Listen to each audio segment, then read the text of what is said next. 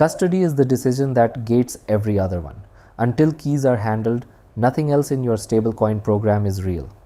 3 architectures dominate, and the numbers separate them fast. Architecture 1. Multi-party computation.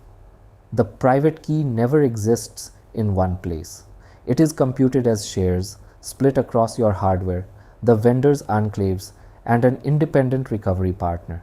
Fireblocks MPC-CMP is the reference implementation, broad chain coverage, policy rules at the transaction level, integration measured in weeks.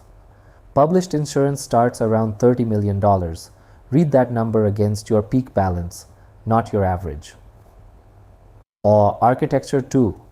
Multi-signature with cold storage. BitGo's standard setup is 2 of 3.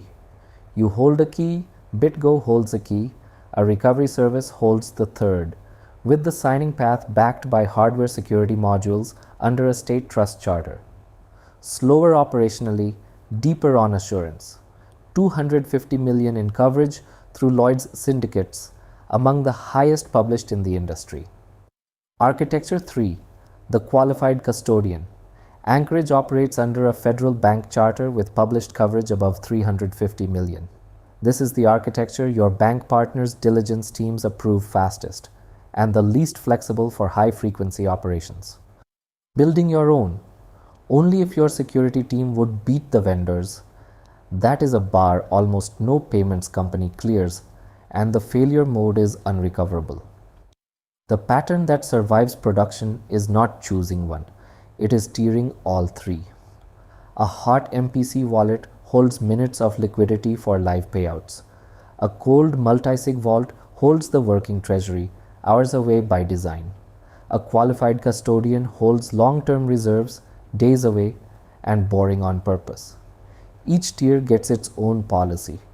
Who signs, at what amount, with what delay. An attacker who compromises the hot tier gets minutes of float, not the company. 3 checks before any contract. First, the key ceremony. Watch how shares are generated and who attends. If the vendor cannot walk you through it, walk out. Second, recovery. Run a full key recovery drill before funding the wallet. The worst time to test disaster recovery is during the disaster. Third, the audit trail, SOC2 Type 2, exportable logs, and policy changes that require quorum, so no administrator can quietly raise their own limits. And contract 2 vendors, not 1. Custody concentration is the same mistake as chain concentration. A vendor outage, a sanction surprise, or a price renegotiation should never be able to stop your payroll. The second integration costs a fraction of the first. You have already built the abstractions. The Monday directive. Map your balances into 3 tiers with a liquidity clock on each. Minutes, hours, days.